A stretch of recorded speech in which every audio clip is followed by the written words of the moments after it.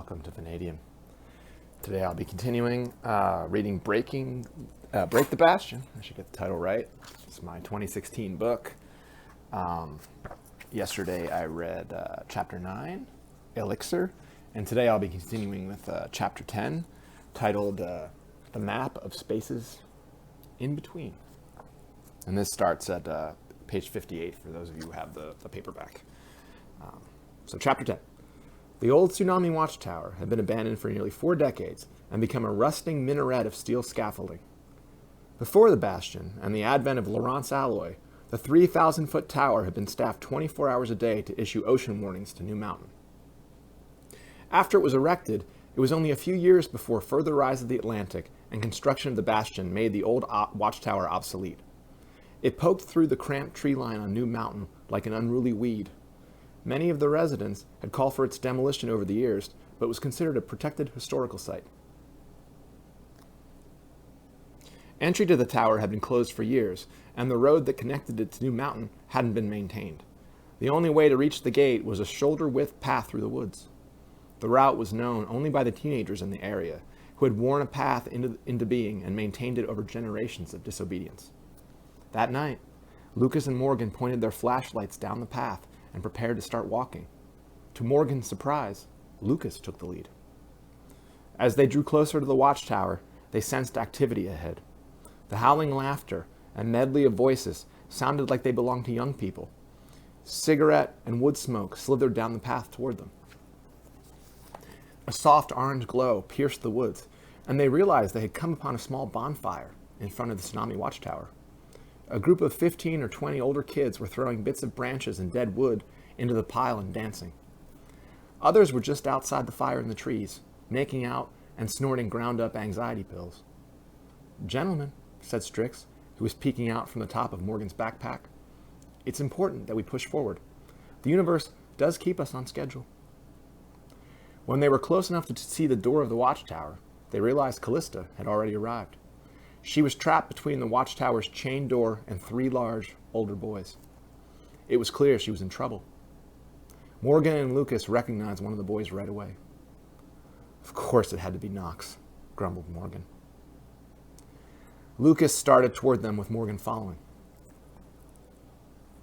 "Just go back to snorting your pills and looking for washed-up crap," Callista shouted to Knox and his friends. "I'm waiting for someone."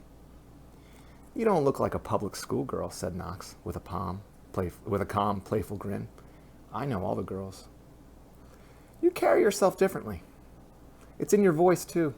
Something out of the ordinary. I can't put my finger on it. How come I don't know you?" "I guess I've just been lucky so far," Callista told Knox. "Now take your dipshit pals and go back to ringing doorbells and running." That made Knox's smile bloom. He told her, "You said you were meeting someone. That person must be a real beast for you to feel comfortable talking to me like that. Sweetie, do you think anyone by that bonfire or the guy getting jerked off in the woods is going to help you if you scream?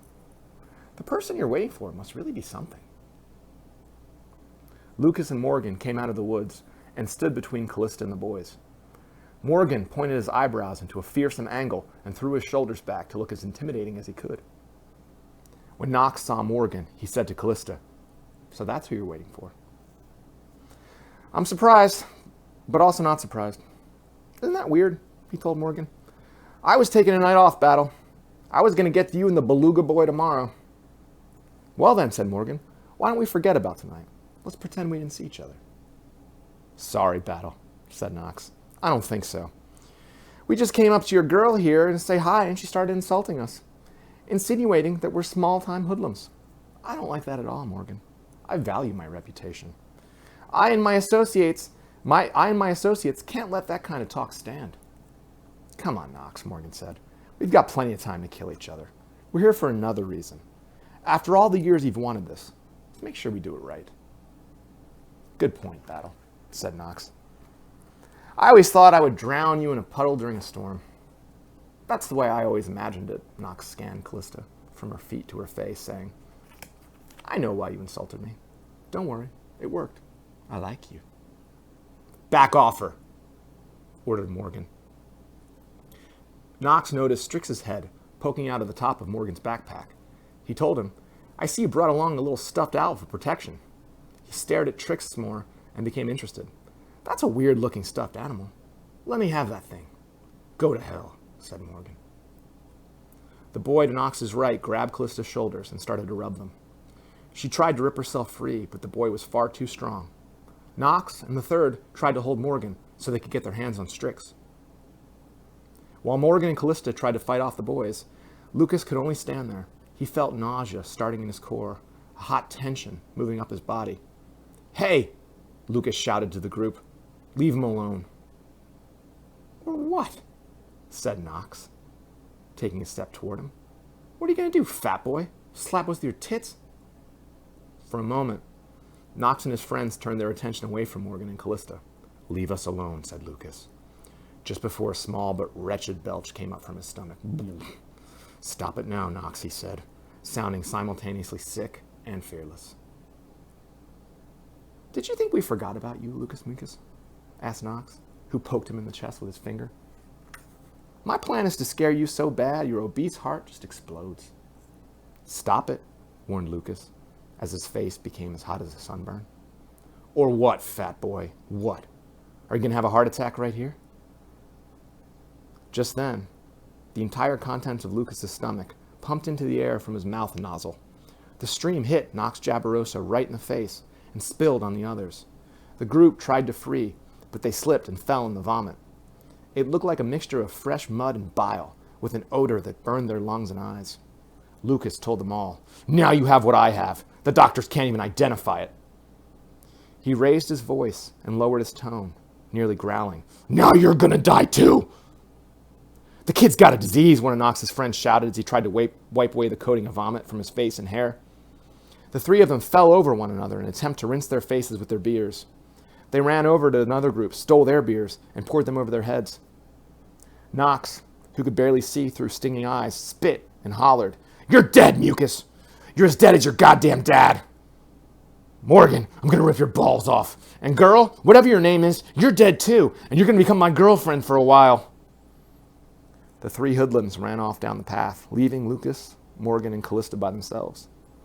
The gate to the watchtower was right in front of them, but they just stood there quietly for a moment. Then Morgan spoke up, saying, Nice move, Lucas. Was that part of your plan? It just kind of occurred to me in the moment, I guess, Lucas answered. Then he turned to Callista, who still seemed unsettled after the encounter. He asked her, Are you okay? Mm-hmm, she said before asking, Are you one of us too? Do you have a Strix? Lucas nodded, wiping the corner of his mouth free from vomit. I don't know why, he said, but I was chosen to. Morgan interrupted them. How rude of me, Lucas. This is the Princess of Azerton. Princess of Azerton? Meet Lucas.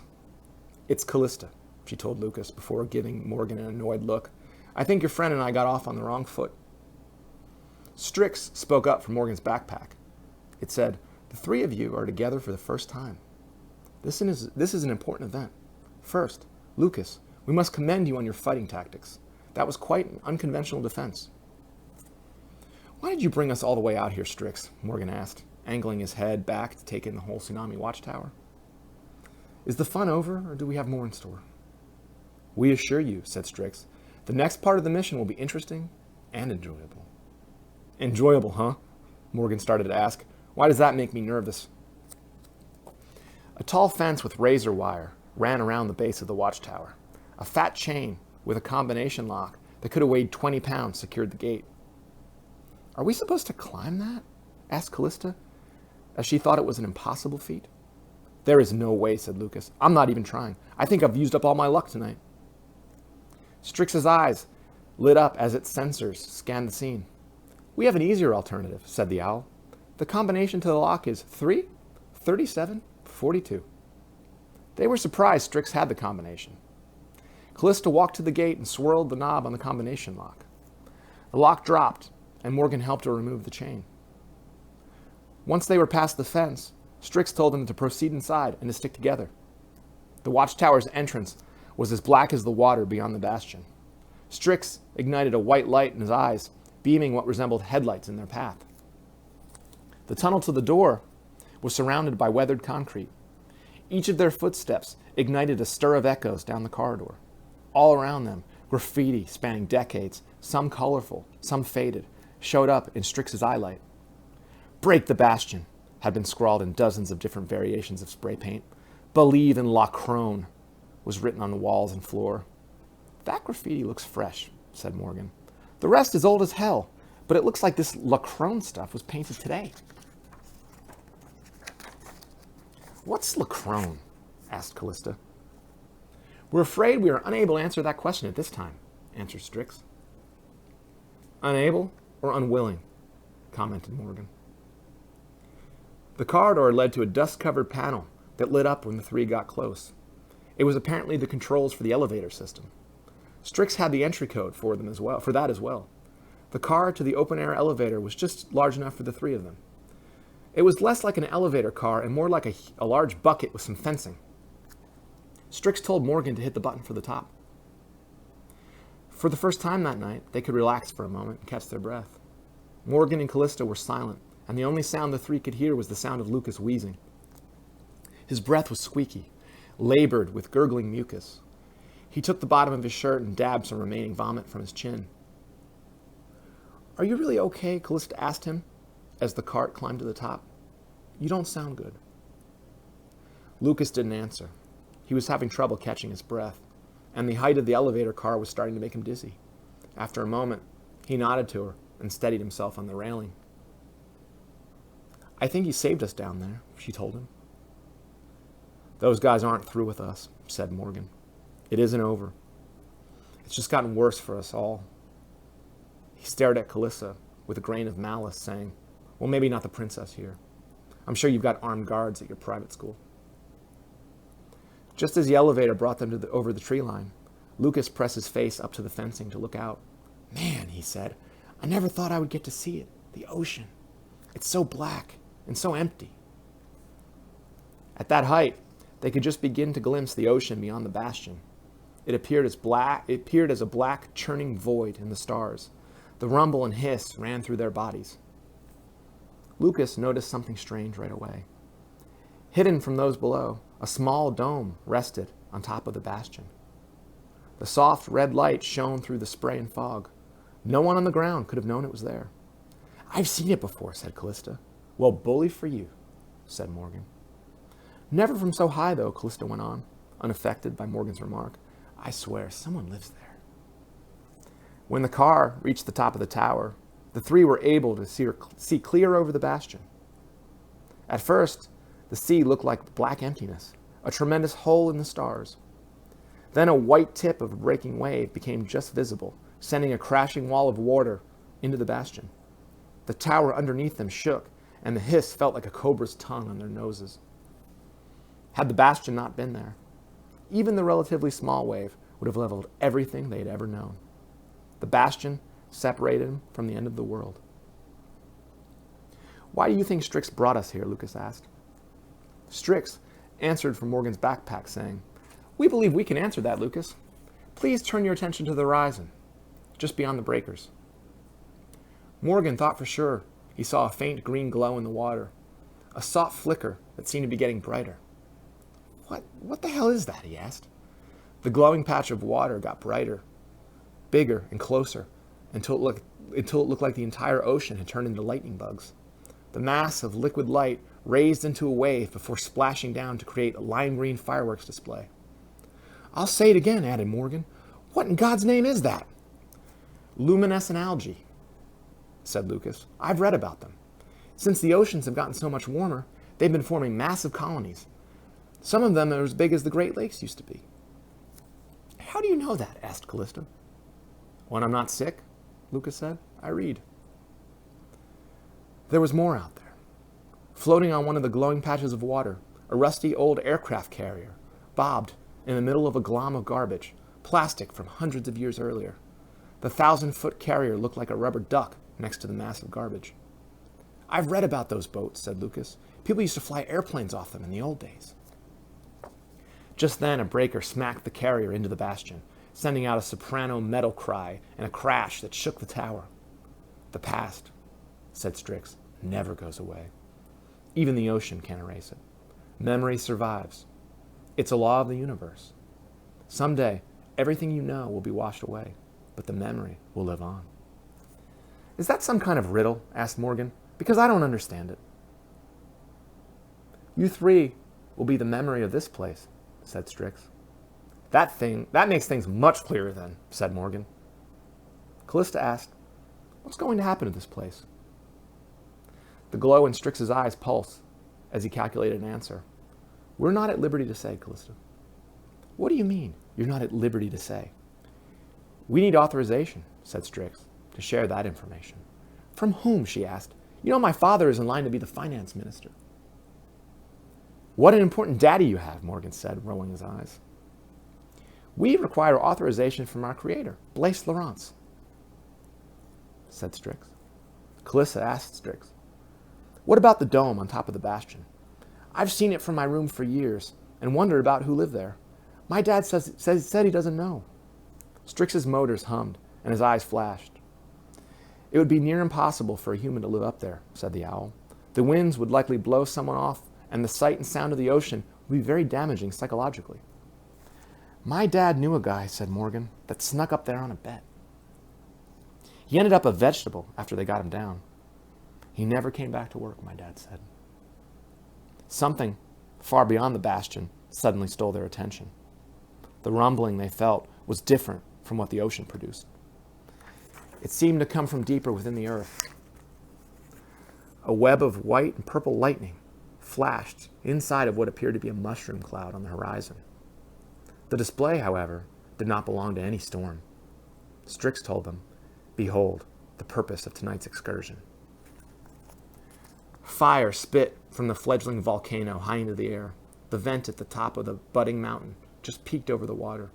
After a few minutes and a puff of steam and smoke, the top of the volcano disappeared back into the water. This is the future, said Strix. It's the seed of a new continent, a new world. It's a baby volcano, said Callista. It's still young, Strix went on. It has some growing to do. This is the first time it has seen the sky. Why did you bring us here? Lucas asked the owl. Why did you want us to see this? This is a time of great change, said Strix. It's all around you.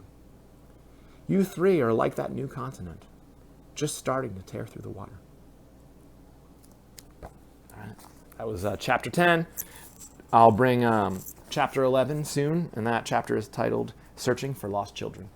Thank you all very much. This is Vanadium. Have a great day.